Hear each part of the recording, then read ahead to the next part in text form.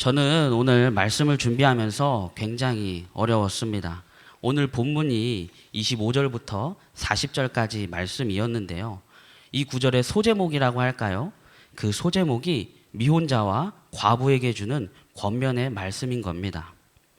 제가 알고 보기로는 새벽 예배 나오시는 분들 대부분이 기혼자인 것으로 알고 있는데 미혼자와 과부에게 주는 권면의 말씀인 거예요. 어떤 말씀을 전해야 할까 기도하고 묵상해도 풀리지 않았습니다. 그런데 어느 날 새벽에 하나님이 깨닫게 하시더라고요. 오늘 말씀은 명확하고 분명합니다. 결혼이 하나님의 뜻이다. 독신이 하나님의 뜻이다. 사도 바울은 이런 이야기를 하고 있는 것이 아닙니다. 사도 바울이 이야기하는 것은 결혼도 하나님의 뜻입니다. 성경에서도 분명하게 이야기하고 있습니다. 그리고 독신도 하나님의 뜻입니다. 하나님의 이유가 있고 계획하심과 인도하심이 있는 겁니다. 사도 바울이 이야기하고 있는 것은 우리가 살아가는 목적이 무엇이냐, 이 이야기를 하고 있습니다. 우리가 살아가는 목적이 행복하게 살기 위해, 잘 먹고 잘 살기 위해, 더 큰 차를 타고 더 큰 집에 살기 위해, 자녀들 잘 키워서 잘 뒷바라지하고 노후 준비 잘하기 위해, 편안하게 살기 위해, 보다 안정적으로 살기 위해, 이런 것이 우리가 살아가는 목적이 아닙니다. 사도 바울은 우리가 살아가는 목적을 무엇이라고 이야기하는지 함께 살펴보고 싶습니다. 첫 번째로 살펴보고 싶은 것은 세상의 것에 매이지 말아야 한다는 겁니다. 29절부터 31절을 보면 형제 자매 여러분, 내가 말하려는 것은 이것입니다. 때가 얼마 남지 않았으니 이제부터는 안에 있는 사람은 없는 사람처럼 하고, 우는 사람은 울지 않는 사람처럼 하고, 기쁜 사람은 기쁘지 않은 사람처럼 하고, 무엇을 산 사람은 그것을 가지고 있지 않은 사람처럼 하고, 세상을 이용하는 사람은 그렇게 하지 않는 사람처럼 하도록 하십시오. 이 세상의 형체는 사라집니다. 무엇처럼 하라고 이야기하고 있습니다.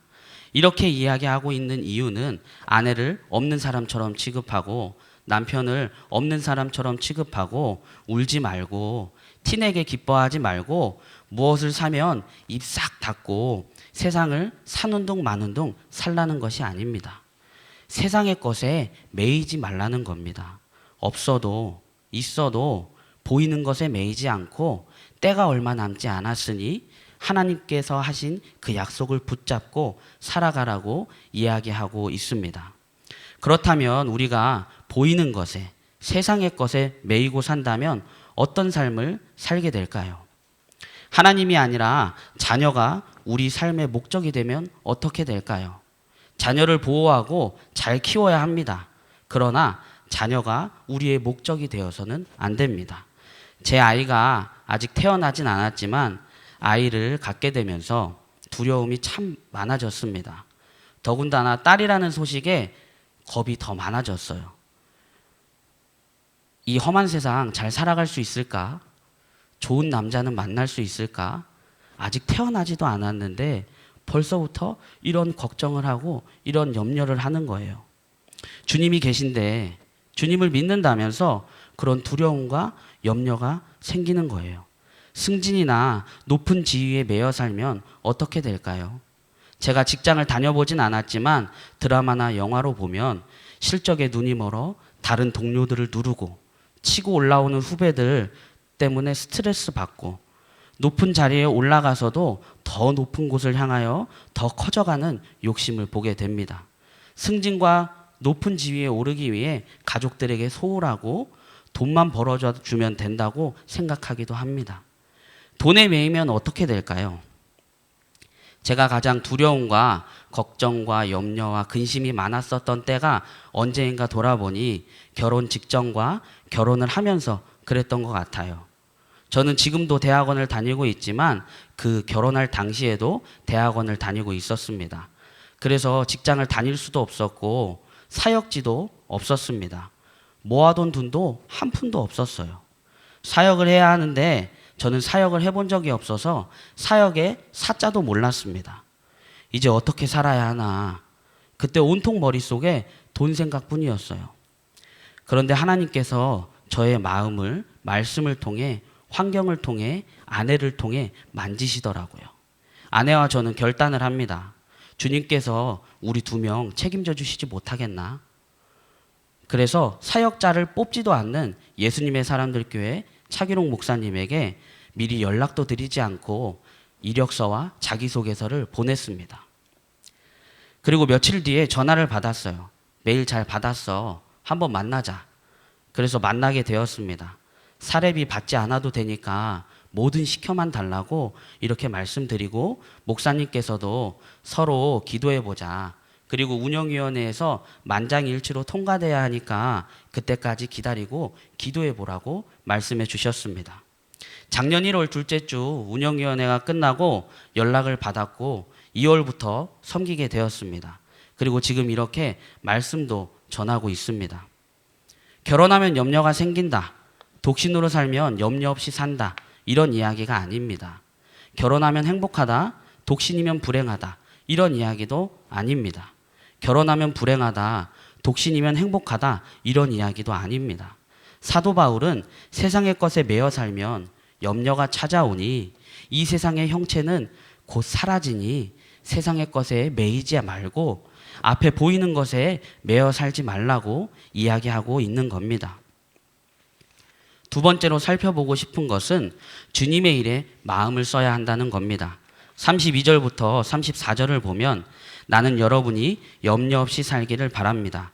결혼하지 않은 남자는 어떻게 하면 주님을 기쁘게 해드릴 수 있을까 하고 주님의 일에 마음을 씁니다. 그러나 결혼한 남자는 어떻게 하면 자기 아내를 기쁘게 할 수 있을까 하고 세상 일에 마음을 쓰게 되므로 마음이 나뉘어 있습니다. 결혼하지 않은 여자나 처녀는 몸과 영을 거룩하게 하려고 주님의 일에 마음을 쓰지만, 결혼한 여자는 어떻게 하면 남편을 기쁘게 할 수 있을까 하고 세상 일에 마음을 씁니다. 마음이라는 단어가 참 많이 나옵니다. 사도 바울은 우리가 살아가는 목적이 주님의 일에 마음을 써야 한다고 이야기하고 있는 겁니다. 그렇다면 우리가 주님의 일에 마음을 쓰고 산다면 어떤 삶을 살게 될까요? 요즘 교회학교 수요 예배를 하면서 참 많이 깨닫게 됩니다. 수요일에 금요일에 부모님 따라 교회 나오는 아이들이 엄마 아빠 언제 끝나나 이렇게 기다리는 게 아니라 엄마 아빠 때문에 교회에 왔어요. 이게 아니라 아이들도 예배하러 나와서 엄마 아빠도 아이들도 예배하면 하나님이 정말 기뻐하시겠다. 이런 마음과 생각으로 수요 예배를 시작했습니다. 아이들하고 어떻게 하면 주님께 더 가까이 갈 수 있을까? 아이들에게 어떻게 하면 주님의 말씀을 좀 더 재밌고 좀 더 다양하게 전할 수 있을까? 아이들이 어떻게 하면 예배를 즐거워할까? 아이들이 어떻게 하면 주님을 더 사랑하게 될까? 매일 고민합니다. 아내와 저는 일주일 동안 교회학교 수요 예배를 위해 꽤 많은 시간과 생각과 마음을 씁니다. 염려가 생기는 것이 아니라 이것을 통해 기도하게 되고 감사하게 되더라고요. 정말 힘듭니다. 체력적으로도 그렇고 시간도 많이 들어가고 아이들과 같이 예배를 드린다는 게 참 많이 힘듭니다. 그런데 우리 마음 안에 기쁨이 생기는 거예요. 그리고 나중에는 아이들과 금요 성령 집회도 하면 좋겠다. 그리고 방학 때만이라도 아이들과 새벽 예배하면 좋겠다. 이런 소망을 품게 되더라고요. 아내가 없었더라면 교회학교 수요 예배 하지 못했을 겁니다. 물론 혼자여도 전능하신 주님께서 함께 하시니 주님께서 도와주셔서 할 수 있었을 겁니다. 그런데 결혼해서 함께 어떻게 하면 주님을 기쁘게 해드릴 수 있을까? 함께 주님의 일에 마음을 쓰니까 함께 기도하게 되고 함께 감사하게 되고 기쁨이 배가 되는 거예요. 35절에 보면 내가 이 말을 하는 것은 여러분을 유익하게 하려고 그러는 것이지 여러분에게 올가미를 씌우려고 그러는 것이 아닙니다. 오히려 여러분이 품위 있게 살면서 마음에 헛갈림이 없이 오직 주님만을 섬기게 하려는 것입니다. 세상의 것에 매이지 않고 주님의 일에 마음을 쓰는 것, 그것이 주님을 섬기고 그것이 우리가 살아가는 목적이라면 우리가 결혼을 하던 독신으로 혼자 있던 다 유익하다고 말하고 있습니다. 중요한 것은 주님을 섬기는 것. 우리가 없어도, 우리가 있어도 우리 눈에 보이는 것에, 세상의 것에 매이지 않고 하나님의 약속을 붙잡고 어떻게 하면 주님을 기쁘게 해드릴 수 있을까? 주님의 일에 마음을 쓰고 주님을 섬기며 살아가는 것이 우리가 살아가는 목적입니다. 이런 삶은 염려가 없고 소망을 품게 되고 감사와 기쁨이 넘치는 삶입니다. 그런 삶을 함께 살아가는 저와 예수님의 사람들이 되길 소망합니다. 우리 이 시간 2번 나눠서 기도하겠습니다. 첫 번째로 기도할 것은 앞에 있는 것에, 세상의 것에 매이지 않고 살아가게 하여 주시옵소서. 우리가 없어도, 우리가 있어도 세상의 것에, 눈에 보이는 것에 매이지 않게 하시고 하나님께서 약속하신 그 약속을 붙잡고 염려 없이 살아가게 해달라고 함께 첫 번째로 기도하겠습니다.